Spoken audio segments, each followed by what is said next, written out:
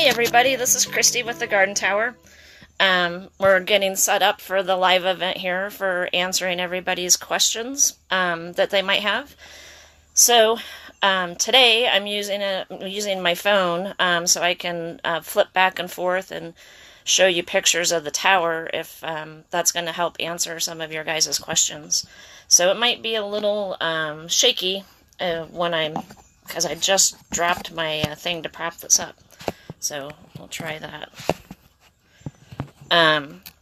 We did get a couple questions one question submitted on the event itself, but then we got several odd and end questions that came in through private messages, and then I collected some of the questions that we get asked quite a bit when people are just kind of looking to get their tower set up or just find out about us. So the one question that was posted on the event in advance was, hi Tina, was how do you harvest your lettuce so that it can keep growing? And, oh, I just hit a button, sorry about that. How do you harvest your lettuce so it can keep growing well? And then when do you know, like, you're not going to get anything else out of it, and so you should just go ahead and pull it and then replant? Hi, Lisa.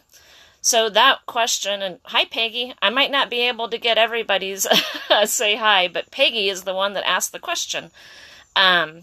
So I just simply clip off lettuces when they're ready, and the way that you can tell when it's not going to do well going forward is it either starts to bolt, which means it puts up some long shoots and goes to seed, and then it's really going to be bitter and you can just take the whole plant out. And at that point, it's probably a little too hot for you to replant the lettuce, so you're going to have to wait a little bit until things cool off. So I'm going to switch the camera here real quick, so sorry for the movement, but I do have an example to show Peggy, and I wanted to show that. So hold on just a second. Okay, you get to see the door of my greenhouse there for a little bit. So this tower is one that I planted late. And so you can see, probably, if I get it lined up here, you can see this lettuce.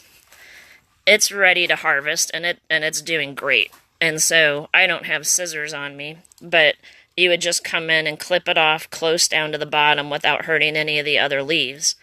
And you can see this is growing lots of other ones in here, and it's doing really good. That lettuce is, it's called crisp mint lettuce, and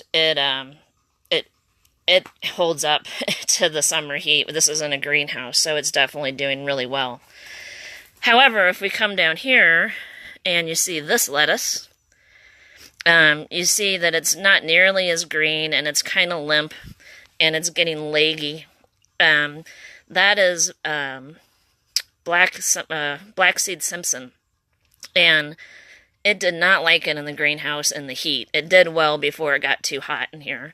So one of the things also is to make sure that you always try to plant stuff that's going to hold up into your climate and will tolerate the heat that you have.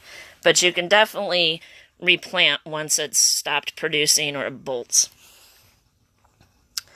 So I'm scrolling back here to look at the other comments. I hope that answered your question, Peggy.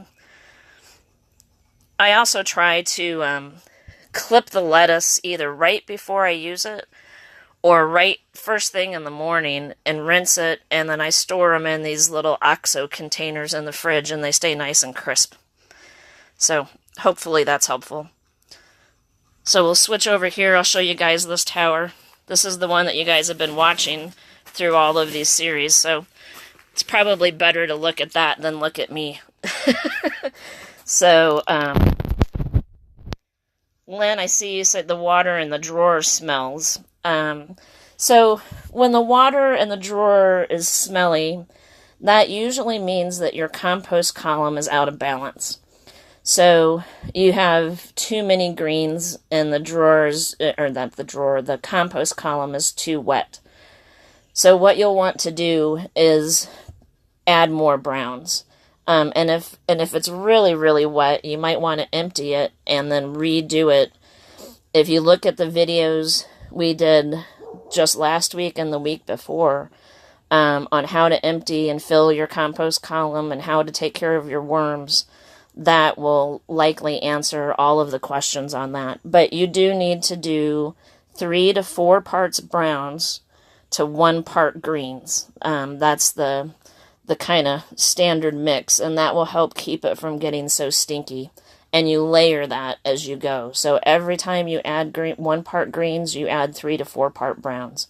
So every single time you feed, you add browns. So hope that helps answer your question,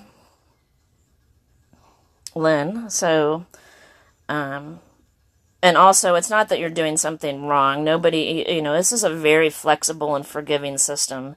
If something kind of gets a little bit out of whack or balance, you can fix it pretty quickly. So, hope that helps. Jessica, can these towers work in partial shade? It depends on what you're wanting to grow in them. So, a lot of greens and lettuces and stuff like that don't require tons of sunlight, and they'll do fine, and as well as some of the flowering plants. If you're wanting to grow fruiting vegetables, like tomatoes or beans or squash or anything like that, you're going to need a good 6 to 8 hours of full sun a day in order for those to do well. If that didn't answer your question, Jessica, just let me know. And hi, Anna. So as some of you have seen, as we've been working on these videos over the last several weeks, here's a quick update of what's going on here. My beans these are, I think I told somebody wrong before. These are Roma beans. They're my favorite green bean. And so they're going bonkers. These little tomato plants, if you can see, we got our first tomatoes on right now. So those are jamming. And we got our first peas starting. They're a little too small yet, but these are snap peas. So those I'm pretty excited about. And several folks laughed at the, you see this beautiful flowering viney thing here. This is a rat's tail radish. So if I can get a close-up on that, I don't know if it'll focus. There we go. That is the radish. It grows above ground on these stems, and when they get really long, they look like rat's tails. So here's another one. They're very spicy, but those flowers smell amazing. So, and you'll get a ton of radishes. So I know it sounds like a funny name, but rat's tail radishes work really well. And then you saw just a little bit ago, this is the nasturtium that's just now blooming and smells wonderful. So you can see the tower is doing pretty good out here. We've harvested some off of it already. But overall, I think it's banging. So I show it off to everybody. I'll show you guys here this kale. You can see how long it is. This is ready. I need to harvest some of this, so these little ones up here will start coming in better. Let me grab my notes here real quick. So, some of the other questions that we've been asked about Garden Tower, and if you're watching this live event and you've never heard of it before, you can learn more about it at www.gardentowerproject.com. Hi, Donna. It is a vertical growing system with an integrated vermicomposter in the center. It will let you grow 50 plants in roughly 4 square feet. It requires 6 to 7 cubic feet of high quality, preferably organic potting soil. And it has a drawer in the bottom that collects all of the excess water and nutrients, so which is called leachate or worm tea, that you can use to rewater your tower. So that's the basics of it. I think a lot of people that are watching right now are familiar with us. So, but you can go to our website and learn a little bit more about that. There's a nice how it works page that kind of explains it all right on the front page. So some of the other questions that we have been asked in the past that I thought if nobody else had questions, I would go ahead and add my questions here. So one question that we get asked a lot is, can you put casters in the feet? So I'm going to show you the feet there that connect to the base. Those have a hole in it. And a lot of people think that that hole is for putting casters in. And that hole was put in there so you could attach it to a structure. So if you were going to put these on a rooftop, for instance, then you could screw it into some structure. You should never put casters directly in the feet. It puts way too much weight in one specific point in a caster, and it will cause those feet to pull away from the body or even break the base, and that's just not repairable. So we do sell a caster kit on our website, and this is Memorial Day weekend, so if you guys didn't see your Memorial Day email from us, I would highly recommend you read it, because there's some other good information in there besides just an offer. But there is an offer in there for our Made in America bundle, which includes the casters, and you would get the casters for free with that offer for Memorial Day. So we offer those, of course, but you can also use the big drum dollies, or you can build your own little platform. The one thing that you want to make sure of, if you want to put this or mount this on something so you can roll it around, is try as best as you can to get locking wheels. The wheels locking on ours double locks, so it keeps them from swiveling and from rolling, and it's just a really good safety precaution. So we always recommend that if you're going to build your own platform to put the tower on, as opposed to buying the caster kit. But one thing to remember is, unless you need to move it vertically, so one side of your deck to the other side of your deck, it does rotate 360 degrees on its own. So the wheels, the casters, are not necessary to do this, but they are helpful if you're putting it on a deck, for instance, and you want to move it out of the way, or you have a small space to grow in. Let's look at my other list of questions here. How to take care of it in the dead of summer. That's a common, especially right now as it's getting warmer. It's a very common question. Taking care of it in the summer is not that hard. Sorry, I'm trying to grab my other set of notes there. Is not very difficult at all. I'll go ahead and switch the camera back around, because we've seen enough of that probably for now. So, growing in a tower in the summer has its same challenges as growing in the ground in the summer. If it gets too hot, a lot of stuff is just going to bolt, and that's just not going to do very well. So, you might have, especially if you live in a really hot climate, you might have a period of a month where you can't even start anything. You can't have anything in it that's not heat tolerant, because it's just going to die because it's so hot. So one, if you have it mostly cleared out for the summer, waiting to start your fall side of things, then you still need to make sure you keep watering it. It has to stay moist. If you let it dry out, then it's really, really hard to get it completely saturated again. You do not, as long as you're watering it, you do not need to take your worms out of the compost for the summer. You can if you want, and you can put them in a cooler place, but because of the soil of the tower around that, it does help keep the compost column fairly stable in temperature. They might slow down some in their eating because it gets hot, just like they do in the winter when it gets cold. But it's not necessary to do that. But it is necessary to keep watering your tower.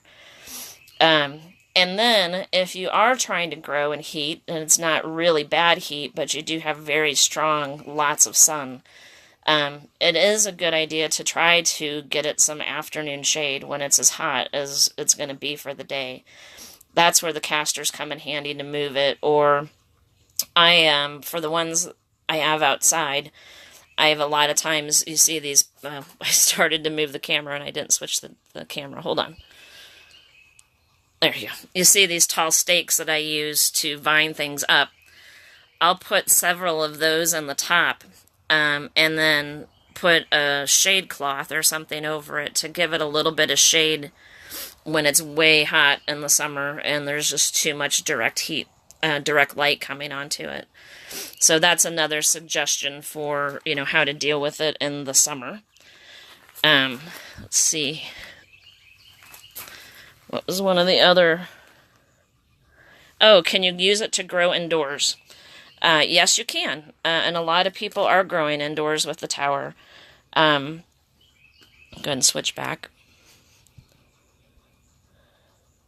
The main thing, if you're going to grow inside with a tower, is that you want to make sure that you have some kind of a tray underneath. So if you overwater, any excess water that you do put on it isn't going to ruin your floors. Hi, Jeremy. So you can get big planter trays or like those basins that they put under water heaters or washers to keep that from leaking all over your floor. That's a good way to protect your floors from watering inside. One of the other things, if you're going to grow inside, is you want to especially make sure that you use more browns than greens in your compost. If your compost column gets too wet, it's going to get really stinky, which is going to attract fruit flies, and then you're going to have fruit flies in your house. So you can avoid that by making sure that you use a lot of browns, and especially once have stuff in there, if you use a thick, I'm talking thick, like 6 inches of browns as a plug kind of in the top of the compost column, that will help as well. Doing that when it's outside is even a good idea. It will help keep the smells and stuff down and keep it in balance, and that will help if you're having problems with rodents or birds or raccoons or mice getting in.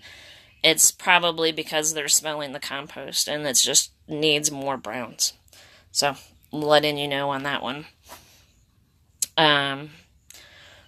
I don't have any other questions that have been asked that I don't think that we haven't already answered before. So if you guys can think of anything, by all means, definitely go ahead and ask. I'll show you a little bit more that's going on a couple of our other towers right now. Okay, so there's the regular tower that you guys have been seeing. I got some carrots coming in up here too. Pretty excited about that. So this is the asparagus tower I showed you guys before that I'm doing as an experiment. And as you can see, it's working. I mean, for now, we got new shoots coming up. I wasn't sure how well it was going to do, so I planted the other side of it in lettuces and stuff as a way to not just waste all of the space. And all of that stuff's doing really well. Sorry, I'm pretty close, so you're probably not seeing all of that. All those lettuces are doing great. This tower has a whole bunch of lettuces and stuff in it, and I'm sorry guys, I don't know the name of the strawberry. We planted these strawberries in this tower 3 years ago, And this tower had previously just been sitting outside because we didn't have a greenhouse. And they've come back year after year, and we did nothing. We just left it outside, wasn't even covered, froze solid, and they keep coming back.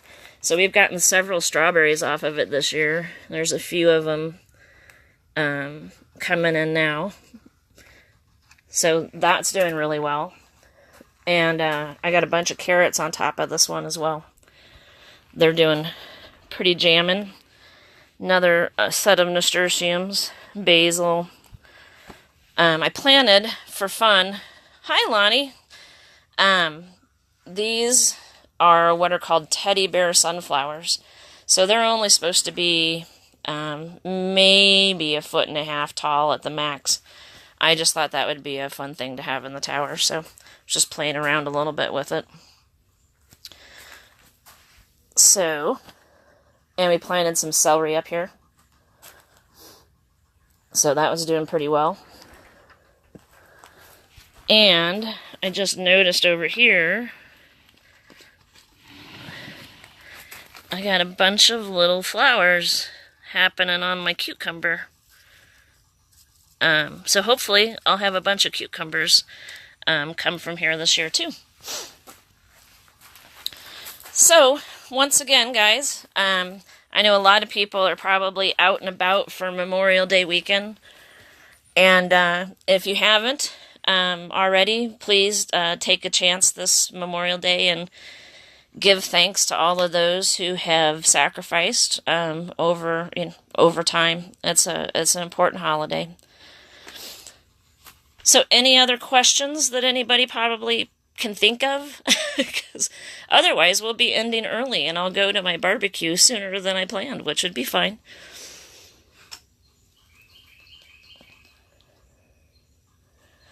One of the things that we're probably going to show eventually, so if you guys have any interest outside of growing all of this stuff, then what do you do with it all? So one of my hobbies is cooking and canning.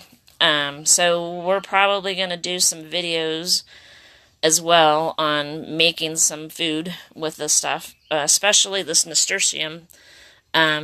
These are all, like I've told you guys before, the plants and the flowers are all edible. It makes an amazingly zippy, peppery pesto. So I'll probably show you guys that. And then maybe some stuff on canning beans or something like that. But if you have stuff that you want to grow, but you think it's fun and you like it, but you're not sure what to do with it, post that, let us know, and then I will try to work up, if I don't have one, I'll try to work up a recipe and show you what to do with those vegetables as well.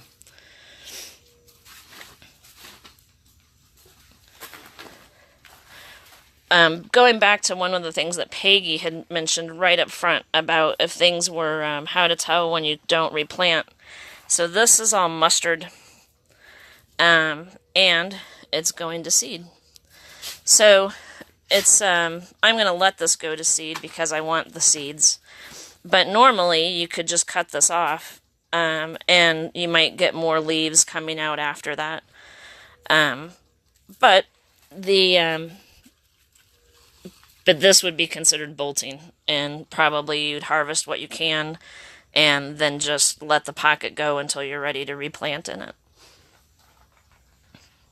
Hi, Anna. Thank you so much for watching the demonstrations.